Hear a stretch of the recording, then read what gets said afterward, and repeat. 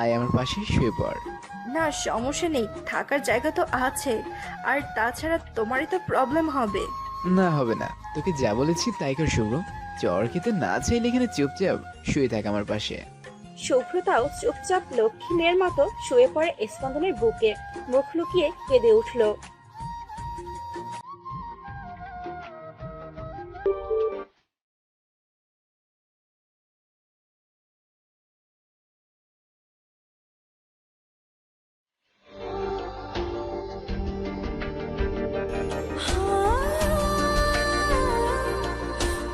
কাঁদতে কাঁদতে স্পন্দনের বুকে মাথা রেখে শুয়ে আছে শুভ্রতা।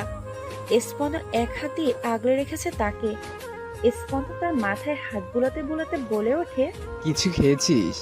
কোনো উত্তর না দিয়ে চুপচাপ শুয়ে আছে শুভ্রতা। হয়তো ক্লান্তিতে এতক্ষণে ঘুমিয়ে পড়েছে সে। কিছুক্ষণ পর শুভ্রতা উঠে স্পন্দনের পাশে বসে আছে, কারণ ডাক্তার এসেছে কেবিনে। স্পন্দনের সব ঠিকঠাক আছে কিনা দেখে চলে গেল সে। ডাক্তার বের হতেই রাত আসলো খাবার নিয়ে। দেখে শুভ্রতা পাশে বসে আছে স্পন্দনের। শুভ্রতার হাতে খাবার দিয়ে স্পন্দনের পাশে বসে রাত। কিরে ভাই, এতক্ষণ লাগলো তোর আসতে? কি করব বল, আমি আরও আগে আসতে চেয়েছিলাম। বাবা বলল মা ও বৃষ্টি এরা বাসায় একা, আরও আছে দুশ্চিন্তার মাঝে, তাই তারা গেলে তারপর আসতাম। কি আর করার, জানিসই তো বাবা একঘেয়ে স্বভাবের, যা বলে তাই। আচ্ছা এখন খাবার এনেছে, গরম গরম খেয়ে নে। শুভ্রতা খেয়াল করে স্পন্দনের হাতে ব্যান্ডেজ করা, তাই প্লেটে খাবার নিতে নিতে বলে ওঠে। তুমি তো আর খেতে পারবে না, সমস্যা নাই, আমি খাইয়ে দিচ্ছি। পাশ থেকে রাত হেলান দিয়ে বলে ওঠে। আমারও ডান হাতটা না খুব ব্যথা করছে, আর মনে হয় আজ রাতে আর খাওয়া হবে না। বুঝেছি, আসো, দুইজনকেই আমি খাইয়ে দিচ্ছি। তিনজন আজ একসাথেই খাবো। রাত ও স্পন্দন দুজনকে খাইয়ে দিচ্ছে শুভ্রতা, সেও খাচ্ছে। রাত খেতে খেতে বলে ওঠে।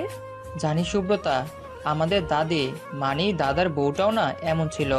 আমাকে আর স্পন্দনকে সে ছোট্টবেলায় এভাবে পাশে বসিয়ে খাইয়ে দিত। আমার এখনো মনে আছে, আজ আবার দাদার বউটাকে আমাদের সামনে দেখতে পেলাম। কথার ফাঁকে এখন তুমি আমাকে দাদার বউ বানিয়ে ফেললে। খেয়ে দিয়ে বসে আছে রাত ও স্পন্দন। স্পন্দন শুয়ে শুয়ে রাতের দিকে চেয়ে বলে ওঠে। হুম।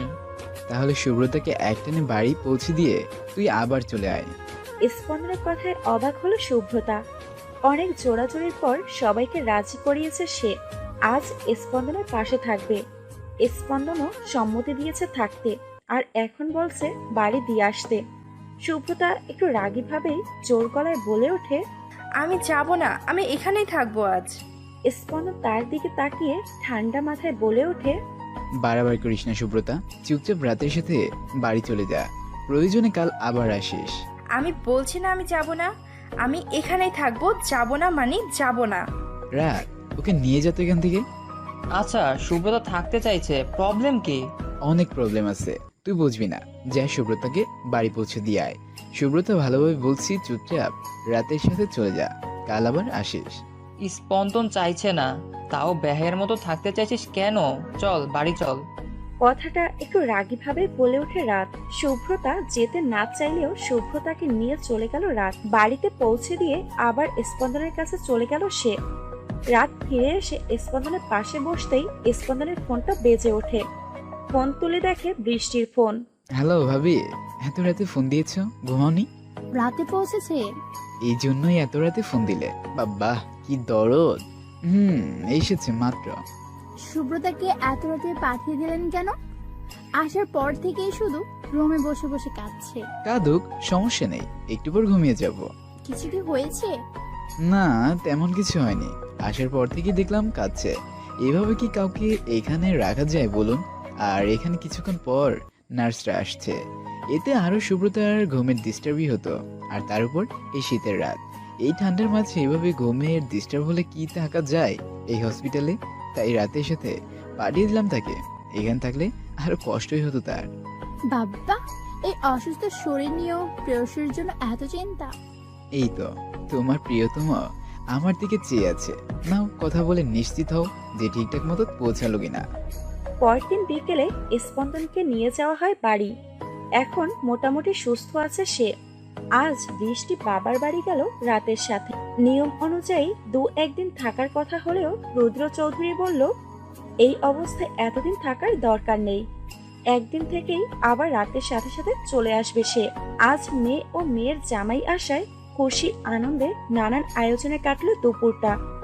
বিকেলে বর্ষা ও বৃষ্টি বসে আছে ছাদের দোলনাটায়। বর্ষা একটু তাচ্ছিলের হাসি দিয়ে বলে ওঠে, হারিয়ে যাওয়ার নাটকটা করে তো রাতের মনটা খুব ভালোভাবেই জয় করেছিস দেখছি। তুমি এখনো সেই পুরনো কথাগুলো টানছো আপু?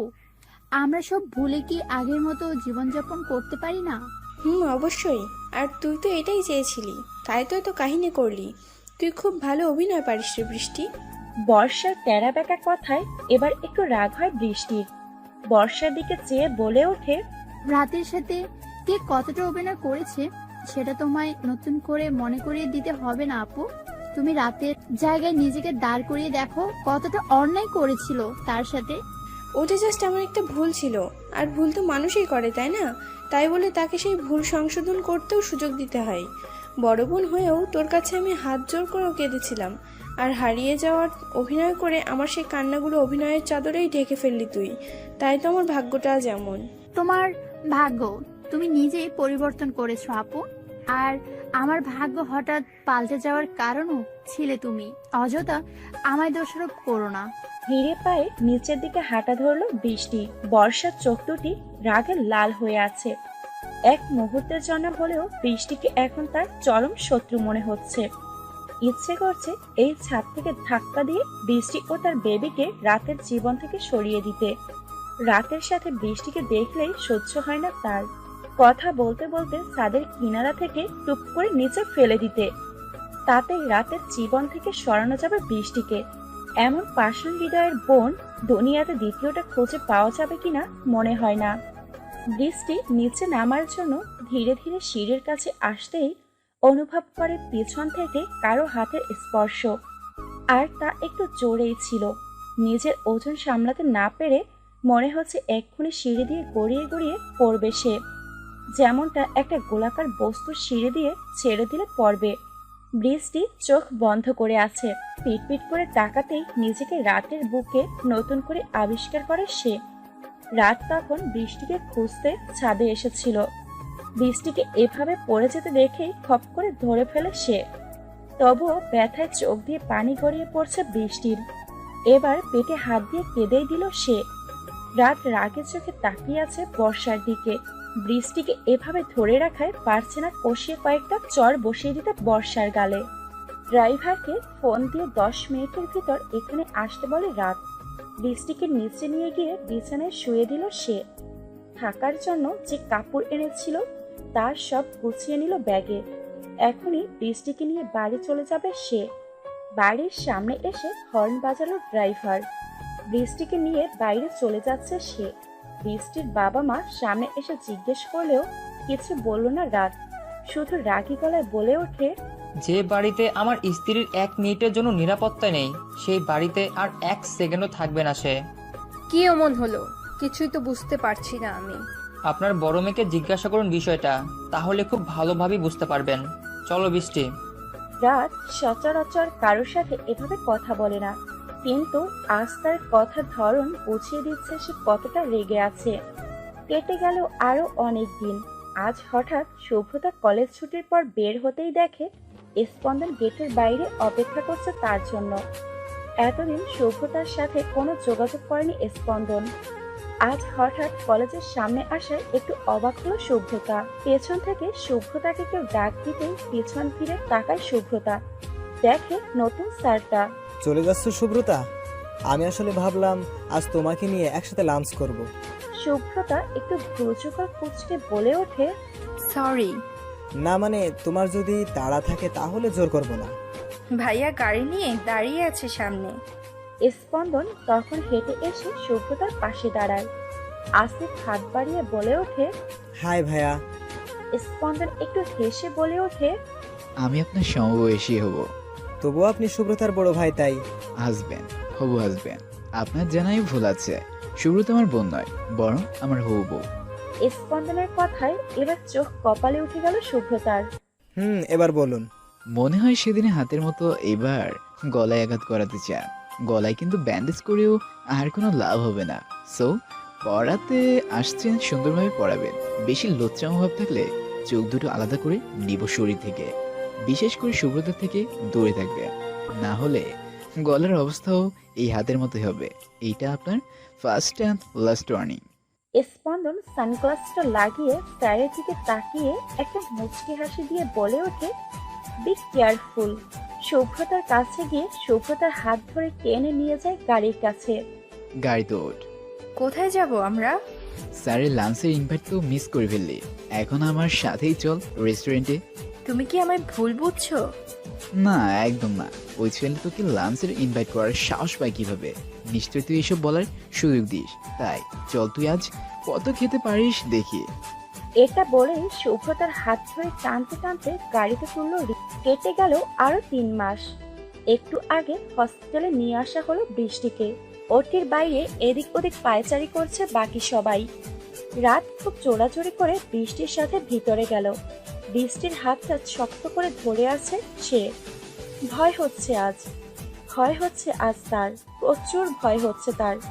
এই পিচ্ছি বৃষ্টিও সন্তানের জন্য। প্রচন্ড বর্ষণের মাঝে হসপিটালে নিয়ে গেল বৃষ্টিকে। রাত তখন 11টা পার হয়ে গেছে। বাইরে সকলের কথা শোনা যাচ্ছে। রাত প্রায় পাগল পাড়া বৃষ্টির পাশে থাকার জন্য। অনেক জোরাজোরিতে বৃষ্টির সাথে থাকার অনুমতি দিল রাতকে। পাশে ডাক্তার, সাথে প্রয়োজনীয় যন্ত্রপাতি। বৃষ্টির হাত শক্ত করে ধরে আছে রাত। সবাই এখন ব্যস্ত বাচ্চার জন্য। দাঁতে দাঁত চেপে নিচের ঠোঁটটা কামড়ে ধরে বৃষ্টি। মনে হচ্ছে আজ এই কষ্ট মৃত্যুর চাইতেও ভয়ঙ্কর রূপ ধারণ করেছে। বৃষ্টির সাহস দিতে চাইলেও মুখ দিয়ে কিছু বের হচ্ছে না রাতের, কারণ তার নিজের শরীরও থরথর করে কাঁপছে। আজ মৃত্যু নিয়ে কোনো ভয় নেই বৃষ্টির। মৃত্যুর যন্ত্রণা খুব কাছ থেকে উপলব্ধি করতে পারছে সে। তার একটাই চাওয়া, তার সন্তানটা যেন সুস্থ থাকে। ডাক্তারদের মুখে হাসির আভাস। রাতের শরীর এখনো কাঁপছে, তবে এখন আগের চাইতে কিছুটা কম। নিচু হয়ে বৃষ্টির কপালে একটা চুমু দিল রাত। বৃষ্টির শত কষ্ট যেন এই মুহূর্তের সার্থকতায় রূপ নিল। কিছুক্ষণ পর ডাক্তাররা হাসি মুখে রাতের কোলে তুলে দিল এক ফুটফুটে পুত্র সন্তান। রাতের হাস্যোজ্জ্বল চেহারায় দু গাল বেয়ে থেমে পড়ল নোনা জল। আজ এই গড়িয়ে পড়া জল দুঃখের নয়, সুখের জল এটা। রুদ্র চৌধুরী কোলে আজ তার বংশধর, প্রথম নাতি। আজ খুশিতে আত্মহারা সে। নাতির ডান কানে আজান, বাম কানে একামত দিল সে। আজ খুশিতে আত্মহারা সবাই। বাড়িতে একটি দোলনা, প্রয়োজনীয় সব, বিশেষ করে 100 রকমের খেলনার জিনিস দিয়ে একটি রুম পরিপূর্ণ করে ফেললেন রুদ্র চৌধুরী। বড় করে অনুষ্ঠান করে নাতির নাম রাখলো আহমেদ শ্রাবণ চৌধুরী। সারাক্ষণ নাতিকে নিয়ে কাটিয়ে দেয় তারা। রাত্রে চৌধুরী কোলে নিয়ে হাঁটছে শ্রাবণকে। রুদ্র চৌধুরী চায়ের কাপে চুমু দিতে দিতে বলে ওঠে, এই বুড়ো বয়সে দুজন মিলে যুক্তি করে আমায় আবার ধোকা দিও না শ্রাবণ দাদু, ভুলেও যেন আমার উনির দিকে চোখ না যায়। রাত্রি চৌধুরীর কোলে হাত পা নাড়িয়ে চারদিকে পিটপিট করে তাকাচ্ছে শ্রাবণ। দেখতে দেখতে পেরিয়ে গেল 1 মাস। বৃষ্টির মা বাবাও এসেছে কয়েকবার, কিন্তু বর্ষা আসেনি। আসবেই বা কোন চোখে? সে তো সেদিনের কাহিনীর জন্য রাত ও বৃষ্টির কাছে একটিবার ক্ষমা চাওয়ার জন্য আসার সাহস পাচ্ছে না। রাত অফিস থেকে ফিরে দেখে শ্রাবণকে নিয়ে বিছানায় বসে আছে বৃষ্টি। মুখে তার হাসির ঝলক। রাত ফ্রেশ হয়ে টাওয়েল দিয়ে চুল নাড়াতে নাড়াতে বের হয়। দেখে শ্রাবণকে কোলে নিয়ে হাঁটছে বৃষ্টি। বৃষ্টির কাছে গিয়ে 2 হাতে বৃষ্টির ঘাড় ধরে কপালে একটা চুমু এঁকে দিল রাত। শ্রাবণের দিকে তাকিয়ে বৃষ্টিকে বলে ওঠে, বাবু খেয়েছো? বৃষ্টি শ্রাবণকে আদর করতে করতে বলে ওঠে, হুম। শ্রাবণকে বৃষ্টির কাছ থেকে নিয়ে তার সাথে দুষ্টুমিতে কথা বলতে বলতে হাঁটতে থাকে রাত। পেছন থেকে বৃষ্টি হাসি মুখে মুগ্ধ নয়নে চেয়ে আছে তাদের বাপ ছেলের দিকে। শুভ্রতা স্পন্দনকে কয়েকবার কল করলেও ফোন ধরল না স্পন্দন। এবার ফোন ধরে রেগে গেল স্পন্দন। সমস্যা কি তোর? ফোন ধরছি না তার মানে বুঝতেই তো পারছিস আমি বিজি আছি। আমার জন্য কি তোমার কখনোই সময় হবে না স্পন্দন ভাইয়া? এত রাতেও আমি ফোন দিলে বলছো তুমি বিজি। তুমি কি ইচ্ছে করেই আমাকে কষ্ট দেওয়ার জন্য এমন করো, নাকি তুমি চাও আগে সব ভুলে আমি তোমার লাইফ থেকে সরে যাই? স্পন্দন এবার ঠান্ডা মাথায় বলে ওঠে, কি বলবি বল। এভাবে বলছো কেন? কেমন আছো তুমি? ভালো। তুই কি এত রাতে এটা বলার জন্য ফোন দিলি? তুমি মনে হয় বিরক্ত বোধ করছো। আচ্ছা বাই, ভালো থেকো। বেশি রাত জেগো না, শরীর খারাপ করবে। ঘুমিয়ে পড়ো। আচ্ছা, বাই। বলেই ফোন কেটে দিল স্পন্দন। শুভ্রতা শুয়ে শুয়ে তাকিয়ে আছে মাথার উপর থাকা ছাদটার দিকে। এই মধ্যরাতে প্রিয় মানুষটার কথা মনে পড়ে সবচেয়ে বেশি।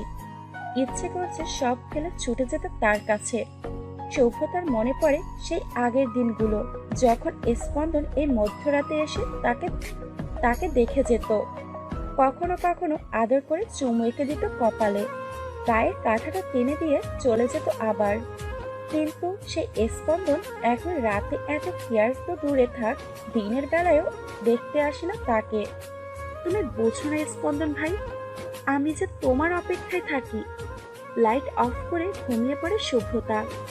গালে আলতো করে কারো স্পর্শে ঘুম ভেঙে যায় শুভ্রতার। দেখে চারপাশটা খোলামেলা, আজও সেদিনের মতো ছাদে বসে আছে সে।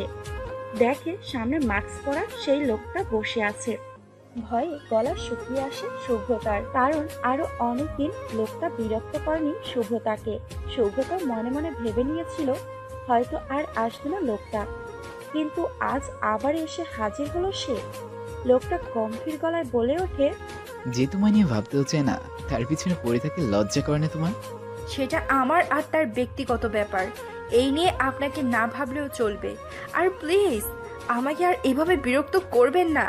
আপনি কে তাও আমি জানতে চাই না। আগে অনেকবার জানতে ইচ্ছে হলেও এখন আর নেই। দয়া করে আমায় মুক্তি দিন প্লিজ। আর আসবেন না, আমায় জ্বালাতে আর আসবেন না। হাত জোর করে আপনার কাছে অনুরোধ করছি আমি, প্লিজ। লোকটা ঠান্ডা মাথায় বলে ওঠে, ওকে, তোমার ইচ্ছে আমি পূরণ করব। এভাবে আর কখনো তোমার কাছে আসবো না। তবে তোমাকে কিছু শর্ত মানতে হবে। তোমাকে ঠিকঠাক মতো নিজের খেয়াল রাখতে হবে। নিজেকে কখনো কষ্ট দিতে পারবে না। আর কোনো ছেলের জীবনের সাথে জড়িয়ে লাইফটা নষ্ট করবে না। ঠিকঠাক মতো পড়াশোনা করবে। আর হ্যাঁ, টাইমলি খাবারটা খাবে। যদি দেখি আমার শর্ত তোমার সব ঠিকঠাক আছে, তাহলে আমি আর আসবো না। আর যদি দেখি কোনো কিছু পরিবর্তন হয়েছে, তাহলে আমি আবার আসবো। আর কিছু মনে নেই শুভ্রতার। তার আগেই লোকটা আরুষের মুখে রুমাল চেপে ধরে আবার বিছানায় সুন্দর করে শুয়ে দিয়ে আবার চলে যায়। ঘুমোঘুমো চোখে হাত বাড়িয়ে বলে ওঠে, স্পন্দন ভাইয়া। লোকটা কিছু না বলে চলে যায়। হাতটা বিছানায় পড়ে ঘুমের দেশে পাড়ি জমায় শুভ্রতা।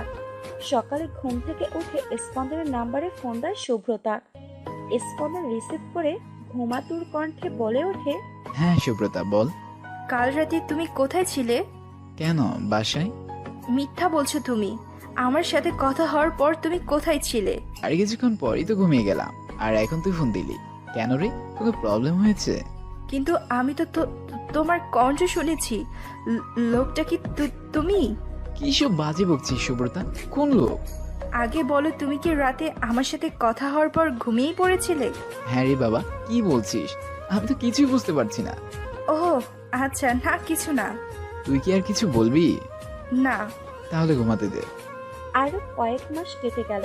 বৃষ্টি ও শুভ্রতার দুজনেরই ফাইনাল পরীক্ষা শেষ, তবে এখনো রেজাল্ট দেয়নি। শ্রাবণ বৃষ্টির চাইতেও বেশিরভাগ সময় থাকে শুভ্রতার কাছে। শুভ্রতার আগে থেকে বাচ্চা খুব পছন্দের। বিকেলে ভিডিও কলে কথা হলো বাড়িতে। বৃষ্টির মা দেখতে চাইছে নাতিকে।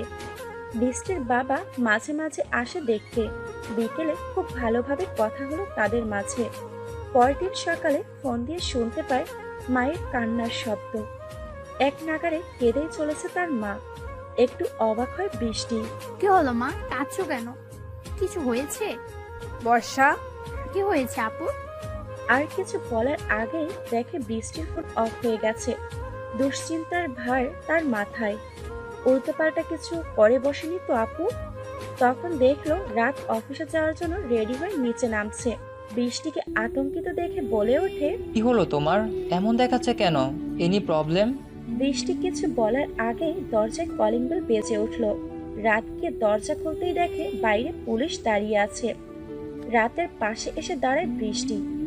সামনে থেকে পুলিশ ইন্সপেক্টর কামরুল হাসান বলে ওঠে। আপনাদের বাসায় বৃষ্টিকে? রাত অবাক চোখে বৃষ্টির দিকে তাকায়। পাশ থেকে বৃষ্টি বলে ওঠে। জি, আমি বৃষ্টি, বলুন কি বলবেন। You are under arrest. পাশ থেকে রাত মাথা গরম করে বলে ওঠে। You are mad. রাত সাহেব, উত্তেজিত হবেন না, আমাদের কাজ আমাদের করতে দিন। কিন্তু আমার অপরাধ। চায়ের কাপটা টেবিলে রেখে দ্রুত গতিতে কামরুল হাসানের কাছে গিয়ে কথাটা বলে ওঠে রাতের বাবা রুদ্র চৌধুরী। কে দোষী আর কে নির্দোষ তা আদালত প্রমাণ করবে, আমরা নয়। আপাতত আমাদের কাজ আমাদেরকে করতে দিন। এই নিয়ে চলো একে। একটা মহিলা পুলিশ এসে হাত করা লাগায় বৃষ্টির হাতে। ভয়ে কাঁপছে বৃষ্টি। কাঁদো কাঁদো গলায় আকুতি মিনতি করতে থাকে সে। বিশ্বাস করুন বাবা, আমি আপুকে কিছু করিনি। ওরা মিথ্যে বলছে, আমি কিছুই জানি না এই ব্যাপারে। রাত, আপনি তো আমায় বিশ্বাস করছেন। ঘরের ভিতর থেকে বৃষ্টির ছেলে শ্রাবণকে কোলে নিয়ে দৌড়ে আসে শুভ্রতা। বৃষ্টি পুলিশের হাত থেকে হ্যাচকা দিয়ে ছুটে শ্রাবণকে কোলে তুলে নিল। আমার ছেলে, তুমিও কি আমার কথা বিশ্বাস করবে না শ্রাবণ? বিশ্বাস করো, মা কিছু করিনি। নিজের ছেলেকে শক্ত করে বুকের সাথে মিশিয়ে রেখেছে বৃষ্টি। পাশ থেকে মহিলা পুলিশটা তাকে টানতে টানতে বাড়ির গেট পার হয়ে যায়। রাত ছুটে আসে পেছন পেছন। বৃষ্টিকে গাড়িতে ওঠানোর আগে রাত গিয়ে বৃষ্টির ওই গালে হাত রেখে উত্তেজিত কণ্ঠে বলে ওঠে। চিন্তা করো না বৃষ্টি, আমরা সবাই বিশ্বাস করি যে তুমি কিছুই করোনি, তুমি নির্দোষ। আমি যত তাড়াতাড়ি সম্ভব তোমায় ছাড়ানোর ব্যবস্থা করছি। বৃষ্টিকে গাড়িতে তুলে নিয়ে যাচ্ছে তারা। গাড়ির পেছন পেছন দৌড়ে অনেকটা পথ এসেছে রাত, কিন্তু এবার গাড়ির গতি বেড়ে যাওয়ায় ধীরে ধীরে ধীরে ধীরে চোখের আড়াল হয়ে যাচ্ছে। রাতের দিকে চেয়ে চেয়ে নিজের 5 মাসের বাচ্চাকে কোলে নিয়ে কান্নায় ভেঙে পড়ে বৃষ্টি। তার একটাই কথা, আমি কিচ্ছু করিনি। খুব জঘন্যভাবে মারা হয়েছে মেয়েটাকে। পিঠের দুটো হাড় ভাঙা পাওয়া গেছে। হয়তো কেউ পেছন থেকে সজোরে লাথি মেরেছিল। খুব ধারালো ছুরি দিয়ে গলা কাটা হয়েছে মেয়েটার। লাশটা যেই জায়গায় পাওয়া গেছে ওখানে খুন করা হয়নি, বাইরে থেকে খুন করে ওখানে এনে ফেলে দিয়ে গেছে। কারণ ওখানে যদি জবাই করা হতো তাহলে প্রচুর রক্ত পড়ে থাকতো ওই জায়গায়। খুনটা হুট করেই হয়নি, আগে থেকেই প্ল্যান করা ছিল। হৃদের কাছে বর্ষণার গলা কাটা ছবিগুলো দিয়ে চেয়ারের হেলান দিয়ে কথাগুলো বলে ওঠে ইন্সপেক্টর কামরুল হাসান। স্পন্দন ছবিগুলোর দিকে তাকিয়ে বলে। খুন যে সেই করেছে তা আপনারা শিওর হলেন কি করে? মিসেস বৃষ্টি ও বর্ষা, এদের দুজনের মাঝে একটা ব্যক্তিগত বিষয় নিয়ে দ্বন্দ্ব চলছিল, আর বৃষ্টির বিরুদ্ধে অভিযোগটা তোলেন বর্ষার বয়ফ্রেন্ড। কয়েকদিন পর তাদের বিয়ে করার কথা ছিল। স্পন্দন ছবিগুলো টেবিলে রেখে অবাক চোখে কামরুল হাসানের দিকে চেয়ে বলে ওঠে। তার বয়ফ্রেন্ড মানে? দেখুন স্পন্দন সাহেব, আপনি যেই কথা বলেছিলেন যে টাকা পয়সার ব্যাপারে ওটা সম্ভব নয়, কারণ বৃষ্টির নামে অলরেডি মামলা হয়ে গেছে, তাও আবার যেই সেই মামলা নয়, মার্ডার। এখন যা সিদ্ধান্ত নেওয়ার আদালত নেবে। আপনারা মিসেস বৃষ্টিকে এখন নির্দোষ প্রমাণ করতে চান তাহলে ভালো দেখে একটা উকিল নিয়ে ট্রাই করতে পারেন। পাশে চুপচাপ বসে আছে রাত। কপালে জমে থাকা ঘামগুলো মুছে একটা বড় দীর্ঘশ্বাস ফেলল সে। শান্ত গলায় বলে ওঠে। আমরা কি তার সাথে দেখা করতে পারি? চলুন আমার সাথে। রাত ও স্পন্দন গিয়ে খাঁচার সামনে দাঁড়াতে প্লিজ আমাকে এখান থেকে নিয়ে চলুন আমাকে। আমি কিছু করিনি। দেখেন শ্রাবণ শুধু কান্না করছে এখানে। এখানে খাবারগুলোও কেমন, খুব ভয় করছে আমার এখানে। প্লিজ, খুব ভয় করছে আমার এখানে। প্লিজ নিয়ে চলুন আমাকে এখান থেকে।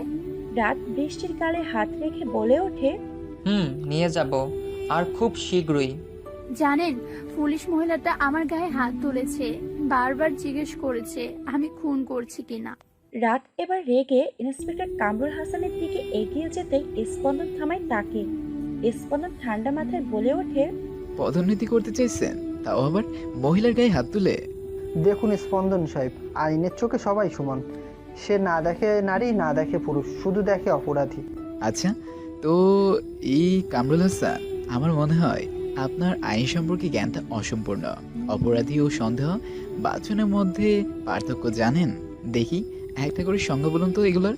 অপরাধী হলো যার দোষ সবার সামনে প্রমাণিত হয়ে গিয়েছে, আর সন্দেহভাজন হলো যাকে সন্দেহ করা হয়েছে এবং তার দোষ এখনো কারোর কাছে প্রমাণিত হয়নি। দেখুন, আমরা চুপচাপ করে আছি তার মানে এই নয় আমরা কিছুই করতে পারবো না।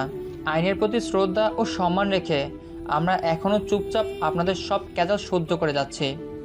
স্পন্দন পাশ থেকে রাতের কাঁধে হাত রেখে শান্ত চোখে তাকিয়ে বলে ওঠে, মাথা ঠান্ডা করো, এখন রাগের বসে কিছু করে বসেটা বোকামি। এগুলো শুধু আমাদের আরো একদম পিছিয়ে দিবে। রাত তখন 10টা।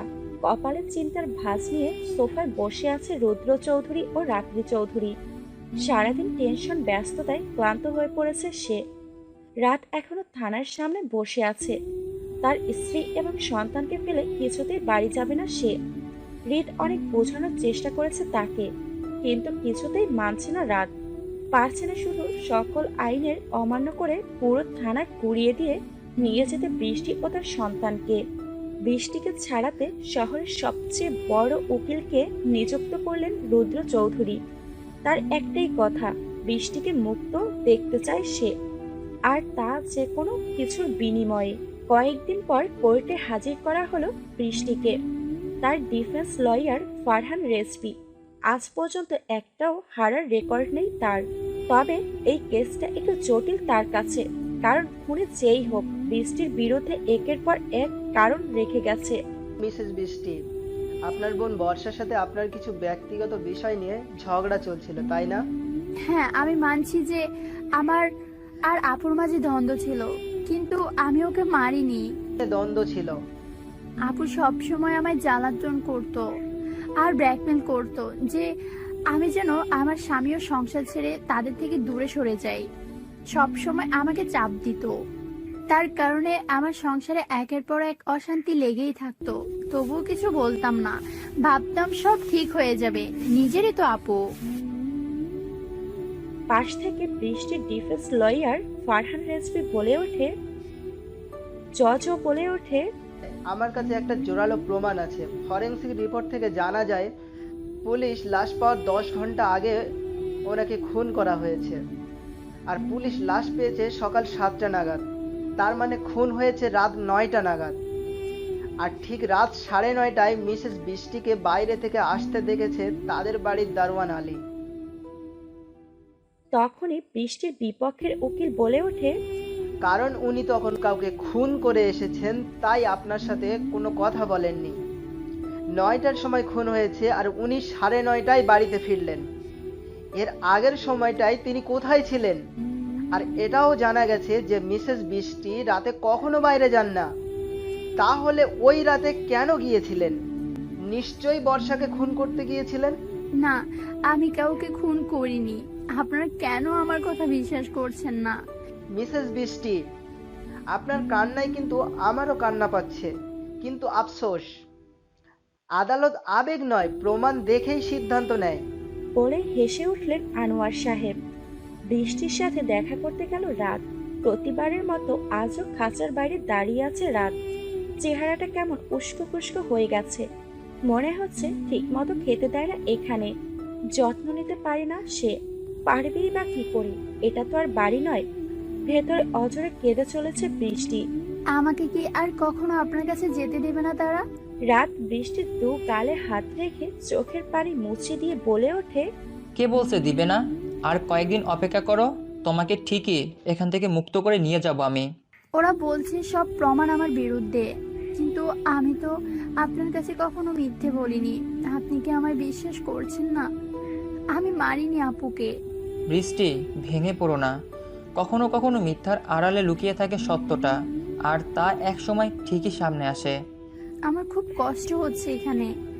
আপনাদের ছাড়া এতটা দিন পড়ে আছি এভাবে রাতে অন্ধকারে একা একা। আমার খুব ভয় করে এখানে। মশার জন্য ঘুমাতেও পারি না ঠিক মতো। বারবার আপনার কাছে চলে যেতে ইচ্ছে করে।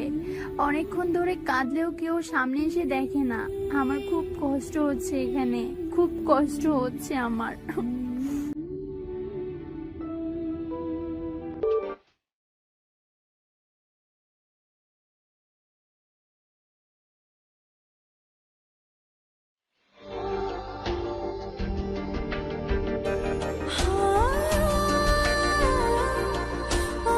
সেদিন রাত 9টার সময় আমার ফোনে একটা অচেনা নাম্বার থেকে ফোন এলো।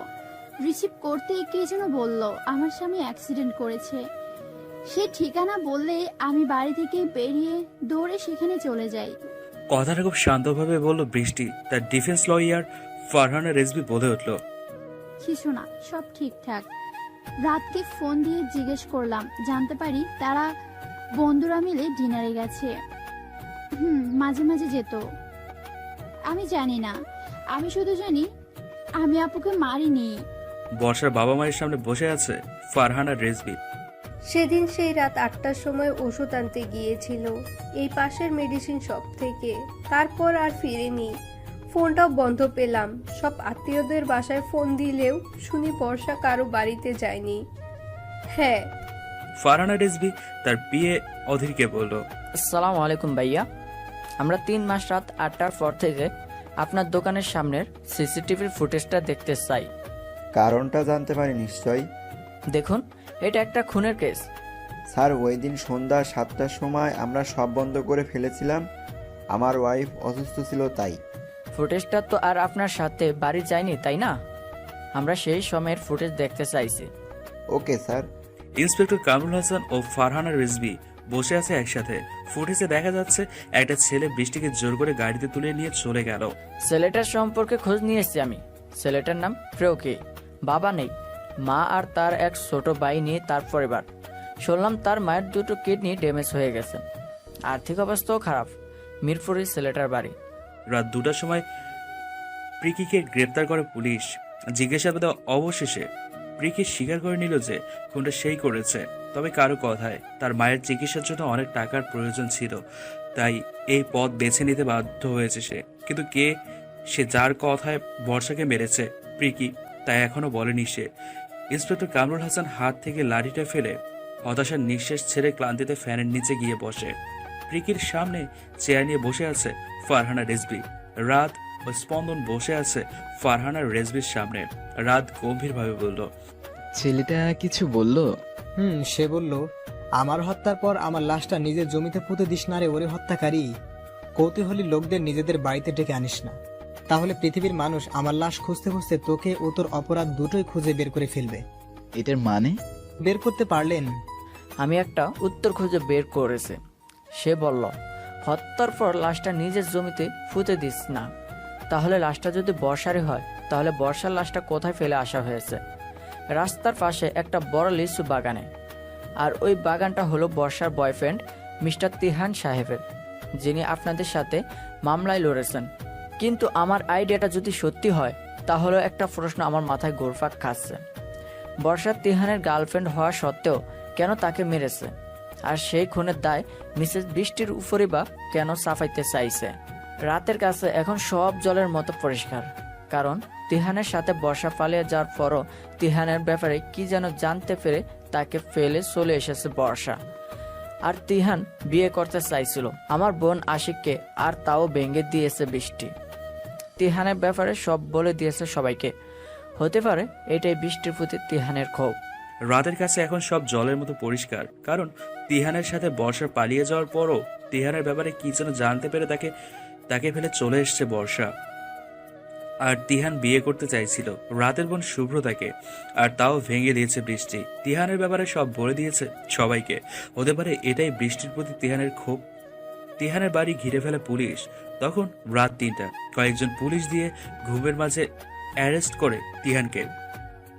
এবার সবার সামনে বেরিয়ে আসে আসল সত্যটা, যে খুনটা তিহানি করিয়েছে। বর্ষাকে মেরে বৃষ্টিকে ফাঁসিয়ে দিয়েছিল, কারণ বৃষ্টির কারণে তার একটা বড় প্ল্যান নষ্ট হয়ে গেল, আর তা হলো শুভ্রতাকে নিয়ে।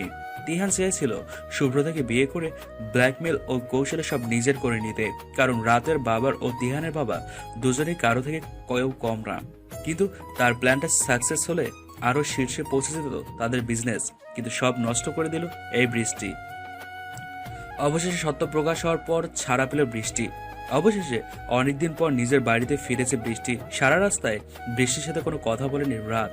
পেছনে বৃষ্টির সাথে বসে আছে রাত, সামনে ড্রাইভিং করছে স্পন্দন, তার পাশে শুভ্রতা।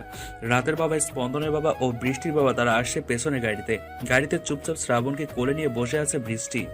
আর বিষণ্ণ মনে বাইরের দিকে তাকিয়ে আছে রাত। বাসায় ফিরতে বৃষ্টিকে নিয়ে ঘরে ঢুকে রাত্রি চৌধুরী ও স্পন্দনের মা রুবিনা ও বৃষ্টির মা সাহেলা বেগম। বাসায় ফিরতে মেয়েকে জড়িয়ে ধরে কেঁদে দিলেন সাহেলা বেগম। যেন বড় মেয়েকে হারিয়েও এত দুঃখ পায়নি যতটা খুশি হয়েছে এখন সে। বৃষ্টিকে একটা গোলাপি রঙের শাড়ি দিল রাত্রি চৌধুরী। আধ ঘন্টা শাওয়ার নিয়ে বেরিয়ে এলো বৃষ্টি। গায়ে টাওয়াল পেঁচিয়ে আয়নার সামনে বসে সে। এই কয়েকদিনে কত পরিবর্তন হয়ে গেছে সে। তখনই খেয়াল করলো বারান্দা দাঁড়িয়ে আছে রাত। বৃষ্টি ধীরে ধীরে তার পাশে গিয়ে দাঁড়ায়। বাইরে অন্ধকার, চুপচাপ দাঁড়িয়ে আছে রাত। বৃষ্টির সাথে কোনো কথা বলছে না সে। বৃষ্টি রাতের পাশে দাঁড়িয়ে বলে ওঠে, আমার ওপর কি রাগ করে আছেন আপনি? আমার সাথে কোনো কথাই বলছেন না। হুট করেই বৃষ্টিকে জড়িয়ে ধরে রাত। যেন গভীর এক শূন্যতার নদী শুকিয়েছিল রাতের মন জুড়ে। আর তাই এই মুহূর্তে বৃষ্টি তার সর্বোচ্চ বর্ষণে ভরিয়ে তুলবে নিমেষেই। 30 মিনিটেরও অধিক সময় জড়িয়ে ধরে আছে একে অপরকে। স্পন্দন সোফায় বসে আছে আর সময় দেখছে। 10 মিনিটের কথা বলে রাতের রুমে গেল। সেই 1 ঘন্টা পার হয়ে গেল, এখনো বের হওয়ার নামগন্ধ নেই। ইস, বড্ড মায়া হচ্ছে তার জন্য। কিভাবে যে এতদিন পার করেছে কেই জানে। আরে বেচারা। পাশ থেকে সুব্রতা এসে বসে তার পাশে। একটু নরম সুরে স্পন্দনকে বলে ওঠে, ওগো, কি ভাবছো এভাবে বসে? ইস, যদি আজ দিনটা আমার আর তোর হতো, মানে আমাদের হতো। সুব্রতা একটু অবাক হয়ে তাকায় স্পন্দনের দিকে। হুট করে স্পন্দন লাফ দিয়ে উঠে বলে, কি রে সুব্রতা, তুই আমায় ওগো বললি কেন? কোন দিক দিয়ে আমি তোর ওগো লাগিয়ে? তুমি কি ভাবছিলে আবার বলো তো? মাথাটা প্রচুর ধরে আসছে রে সুব্রতা। টিপে দিব? তোকে বলছি আমি, সবসময় শুধু গায়ে হাত দিয়ে অজুহাত খুঁজিস যে আমার জন্য 1 গ্লাস পানি নিয়ে আয়। সুব্রতা একটু অভিমানী কণ্ঠে বলে ওঠে। পারবো না, তোমার পানি তুমি এনে খাও। স্পন্দন এবার বরাবর দৃষ্টি নিক্ষেপ করে সুব্রতার দিকে। জিভে একটা ছোট্ট কামড় দেয় সুব্রতা। ইয়ে মানে আমি যাচ্ছি তো। রান্নাঘরে চৈতি আর মা রান্না করছে। শুভ্রতা ওখানে গিয়ে কিছুটা সময় পার করলো তাদের সাথে। তার সাথে যে কেউ একজন কিছু চেয়েছে তা হয়তো ভুলেই গেছে সে। হঠাৎ শুভ্রতার মনে পড়লো স্পন্দন ভাইয়া তো 1 গ্লাস পানি দিতে বলেছিল, সেই অনেকক্ষণ আগে। জিভে একটা ছোট্ট কামড় দেয় শুভ্রতা। হাত বাড়িয়ে মাথায় হালকা একটা চটি মেরে হাত দিয়ে মাথায় হালকা একটা চটি মেরে হাঁটা ধরে শুভ্রতা। আজ তোর খবর আছে রে শুভ্রতা। ভাবতে ভাবতে পানি নিয়ে হাঁটা ধরে শুভ্রতা। দেখে স্পন্দন নেই, হয়তো রুমে চলে গেছে। শুভ্রতা পানি নিয়ে রুমে প্রবেশ করলে দেখে রুমেও কেউ নেই। কিছুক্ষণ আগে বাইরে বৃষ্টি শুরু হয়ে গেছে হঠাৎ করেই। স্তব্ধ পরিবেশ, গাছপালাও তেমন নড়ছিল না, মোটামুটি গরমও ছিল বটে। কিন্তু হুট করেই শুরু হলো বৃষ্টি। শুভ্রতা পানির গ্লাসটা হাতে নিয়ে ব্যালকনির দিকে তাকাতেই দেখে স্পন্দন পকেটে হাত গুজে দাঁড়িয়ে আছে ওখানে। বাইরে বৃষ্টি ফোটার সাথে ঝাপটা বাতাসে স্নিগ্ধ চুলগুলো উঠছে তার। শুভ্রতা স্পন্দনের কাছে যেতেই থমকে যায়, কারণ বিছানায় স্পন্দনের পড়ে থাকা মোবাইলটা একটা মেসেজ শব্দ কানে এলো তার।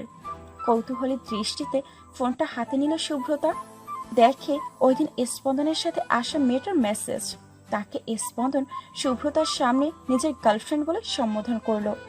কিন্তু ওই দিনের বিষয়টা ফাসলামের দৃষ্টিতে দেখে। সেই ব্যাপারে স্পন্দনকে আর কিছু জিজ্ঞেস করেনি সে। শুভ্রতার চোখ স্পন্দনের ফোনের স্ক্রিনে আটকে আছে। শুভ্রতার এক হাতে গ্লাস, অন্য হাতে ফোন। মেসেজটা পড়েই যেন শক্ট হয়ে দাঁড়িয়ে আছে শুভ্রতা।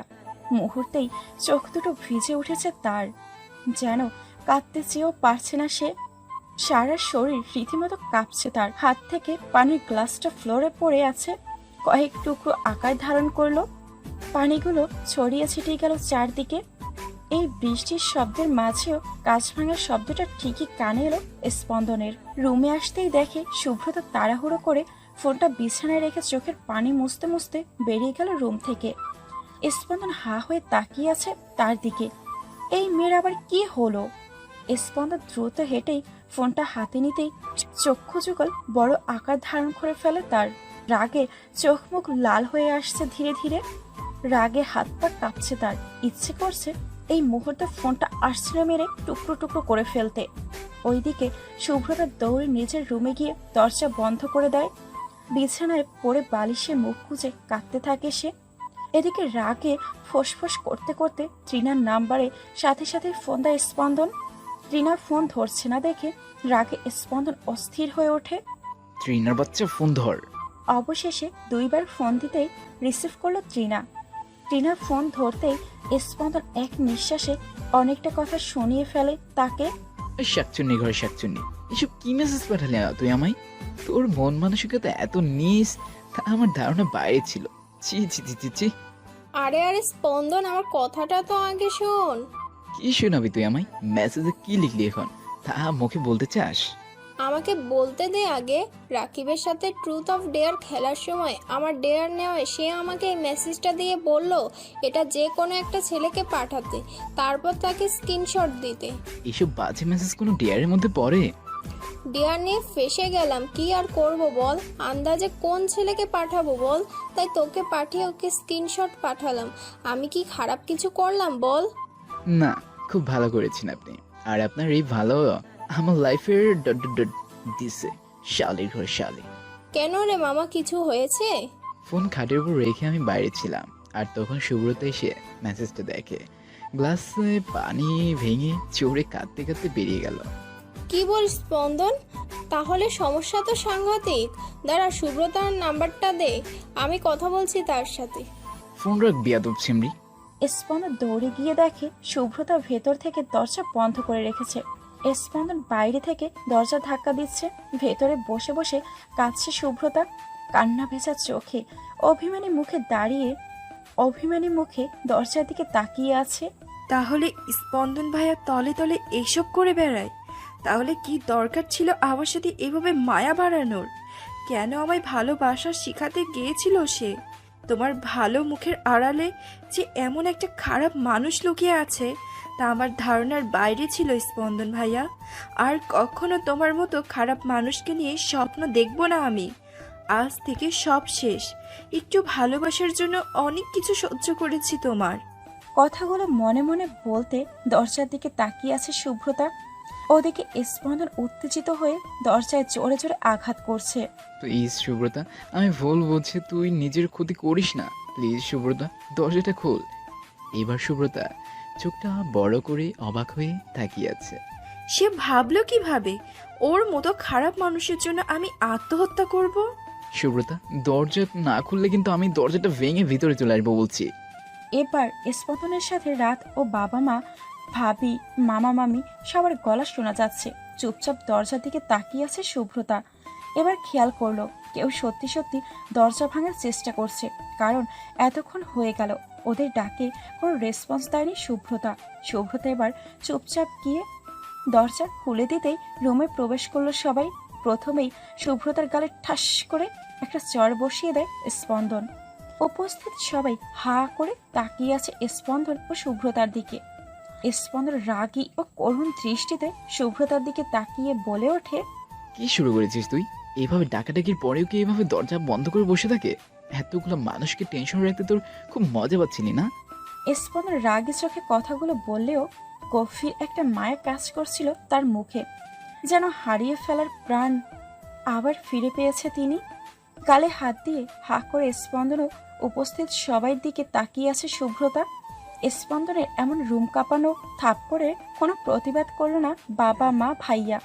রাত্রি চৌধুরী ও চৈতি মিলে টেবিলে খাবার সাজিয়ে রেখেছিল, আর তারপরই এত কিছু ঘটে গেল। এবার নীরবতা ভেঙে রুদ্র চৌধুরী বলে ওঠে, অনেক হয়েছে, এখানে শেষ করো এসব। অনেকবার বেড়েছিস তুই সুব্রতা।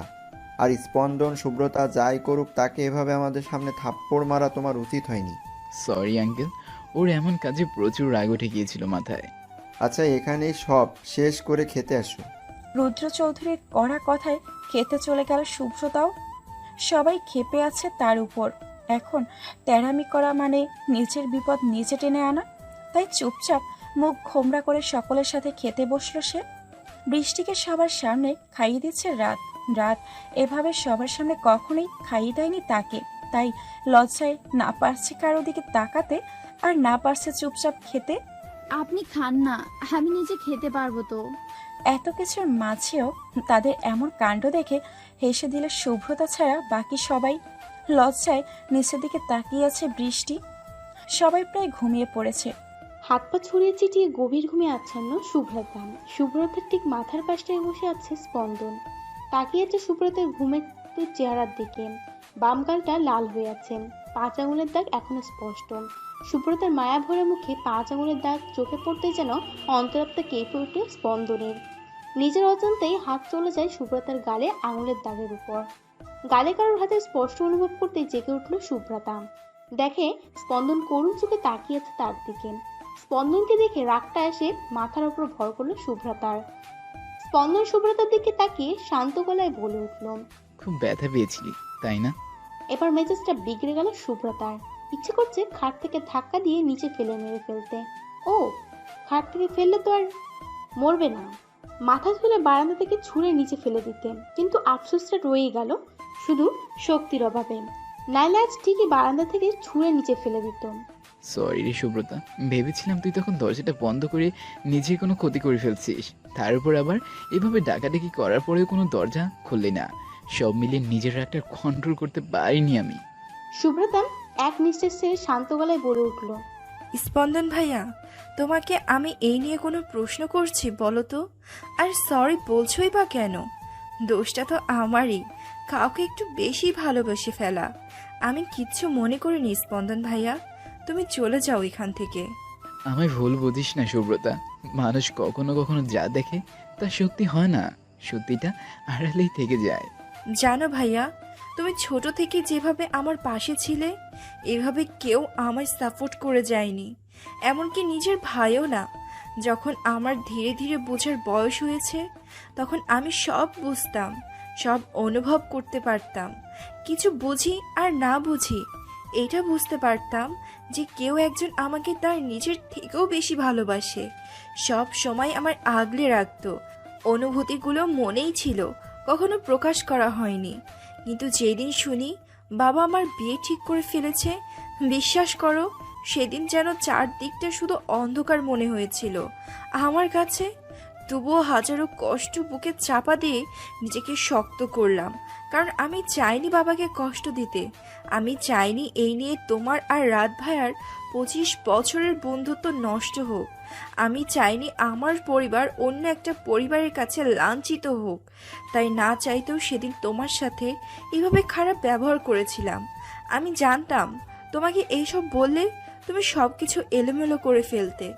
আমি চেয়েছি তুমি চলে যাও, কারণ তোমার সামনে দিয়ে আমি অন্য কারোর হয়ে যাব এটা সহ্য হতো না আমার। মনে মনে নিজেকে এটা বুঝিয়েছিলাম যে অনেকেরই তো ভালোবাসাটা ব্যর্থতায় ছেয়ে যায়, আমারটাও না হয় ব্যর্থতাই হয়ে থাকুক। তুমি আবার ফিরে আসার পর থেকেই মনটা অভিমানে ভরেছিল। তুমি যেদিন চলে যাচ্ছিলে সেদিন তোমার চোখের পানি সবার সামনে প্রকাশিত হয়েছিল, কিন্তু আমি তোমাকে হাসি মুখে বিদায় দিয়েছি। কিন্তু সেদিন আমার চোখ থেকে কতটা পানি ঝরেছে তা শুধু এই অন্ধকার রুম আর ভেজা বালিশ জানে। কিন্তু পরে যখন শুনি লোকটা ফ্রড, তারপর বিয়েটা ভেঙে যায়, সেদিন আমার অনুভূতিটা ছিল অন্যরকম। অপেক্ষা করতে থাকি কখন তুমি আসবে। তুমি ফোন দিয়ে যখন সবার সাথে কথা বলতে, আমি তখন তাকিয়ে থাকতাম ওদিকে, কখন তুমি আমার সাথে কথা বলার জন্য আমাকে খুঁজবে। কিন্তু তুমি আমার কথা জিজ্ঞেসও করতে না, ফোন কেটে দিতে। আমার নাম্বার থেকে ফোন দিতে চেয়েও বসে বসে কাঁদতাম, কারণ তোমাকে ফোন দেওয়ার যোগ্যতা আমি ধরে রাখতে পারিনি। শুধু তোমার নাম্বারটার দিকে চেয়ে থাকতাম।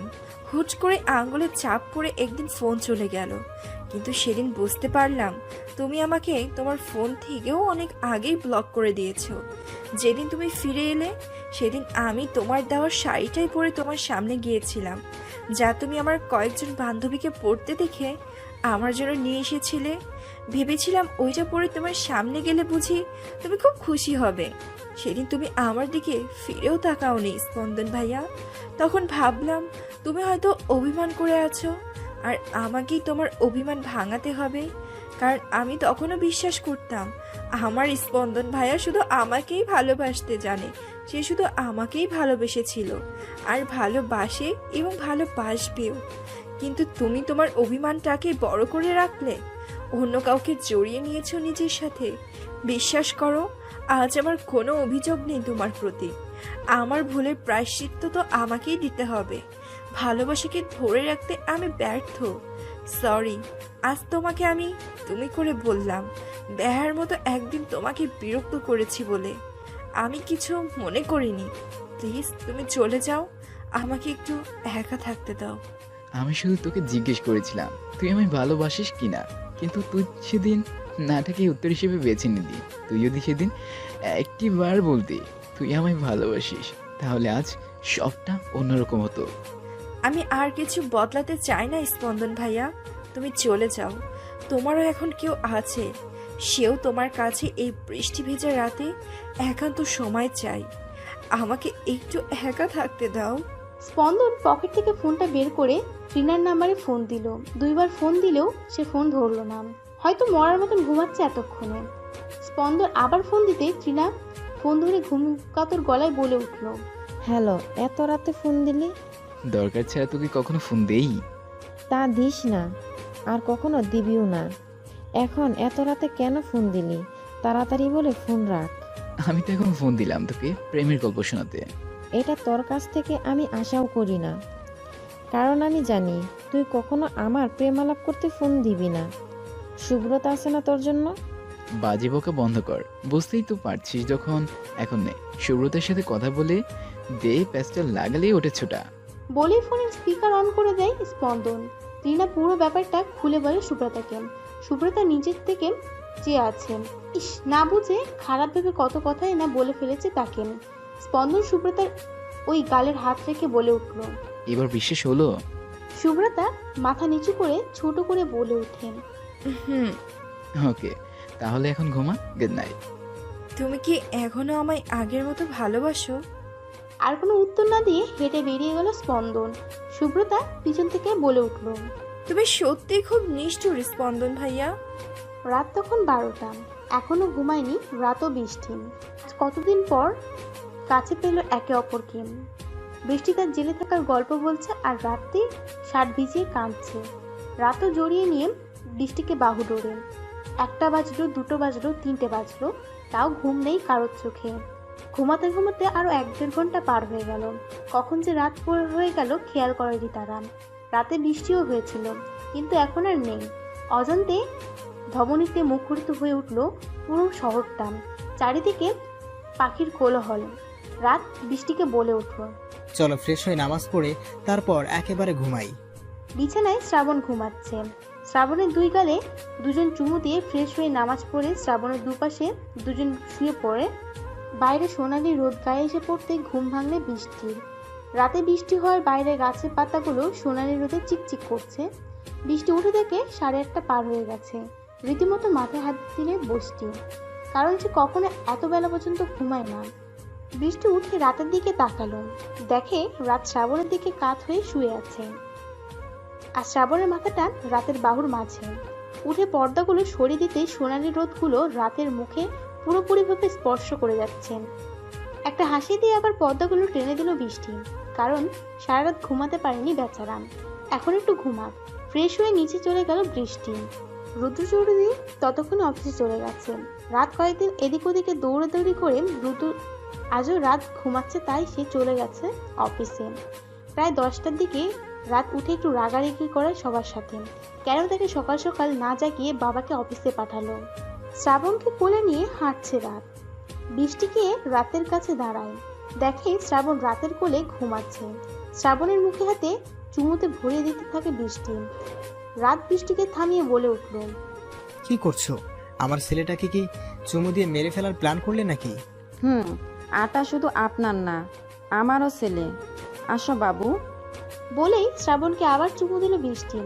রাত ভ্রুকুচকে বৃষ্টির প্রশ্ন করে ওঠেন, আচ্ছা বলো তো, গাছকে যত্ন করার দরকার নাকি সেই গাছের ফলকে?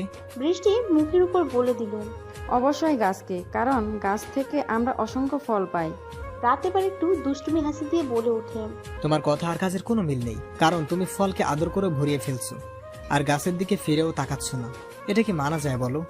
হিসেবে তোমার গাছকেই বেশি আদর করার দরকার। বৃষ্টি ভ্রুযুগা কুচিয়ে তাকিয়ে আছে রাতের মুখের দিকে। পাশ দিয়ে বৃষ্টি হেঁটে যেতেই রাত্রি চৌধুরী ডেকে বলে ওঠেন, জি মা বলুন। বৃষ্টি নিচে বসে আছে আর খাটে বসে মাথায় তেল লাগিয়ে দিচ্ছে রাত্রি চৌধুরী। রাত্রি চৌধুরীর মাঝে যেন নিজের মাকে খুঁজে পায় বৃষ্টি। ইস, সবাই যদি তার শাশুড়ির মতো হতো। বৃষ্টি স্পন্দন বসে বসে গল্প করছে। বৃষ্টি স্পন্দনকে বলে উঠল, আচ্ছা গতকাল রাতে কাহিনীটা কি হলো? একজন রেগে দরজা বন্ধ করেছিল, অপরজন আরও রেগে গালটা এলচেলে লাল করে দিল। বাহ, দেখার মতো ছিল দৃশ্যটা। মজা নিচ্ছ ভাবি? আরে না না, আচ্ছা কি হয়েছিল আপনার আর সুব্রতার মাঝে? আরে বলো না ভাবি, ওই যে আমার একটা বান্ধবী আসলো না ওই দিন, হ্যাঁ হ্যাঁ, ত্রিনা। সে আমার সাথে দুষ্টুমি করে একটা মেসেজ দিয়েছিল, আর সে দেখে রাগে এসে দাম ধাম রুমের দরজাটা বন্ধ করে দেয়। আমার ভয় হলো উল্টোপাল্টা কিছু করে বসেনি কি আবার। বাহ, একটা মেসেজের জন্য এত কিছু! কি অদ্ভুত প্রেম রে বাবা আপনাদের। আচ্ছা তারপর? তারপর আর কি, বেচারি আমার সাথে কথা বলাটাই বন্ধ করে দিল। আচ্ছা তারপর? তারপর আমি কি আর তাকে অভিমানী করে রাখবো? ত্রিনাকে ফোন দিলাম আর সেই সাথে কথা বলিয়ে তাকে বিশ্বাস করালাম যে ত্রিনার সাথে আমার কোনো সম্পর্কই নেই। আচ্ছা তারপর? গল্প ওখানেই শেষ। আচ্ছা তারপর? তারপর আর কি? আচ্ছা তারপর? তুমি কি আমার সাথে মজা করছো ভাবি? আচ্ছা তারপর? ধুর। সব ঠিকঠাক কেটে গেল কয়েকদিন। রাত তখন 10টা। স্পন্দন গাড়ি নিয়ে এসে সুব্রতার বাসার সামনে দাঁড়ায়। ফোন দিয়ে বলে নিচে আসতেন। আজ আকাশটা ফুরফুরো, কিছুটা সময় ঘুরবে দুজন মিলে। সুব্রতাও আপত্তি না করে নিচে চলে গেল। স্পন্দন ড্রাইভিং করছে আর তার কাঁধে মাথা রেখে আছে সুব্রতা।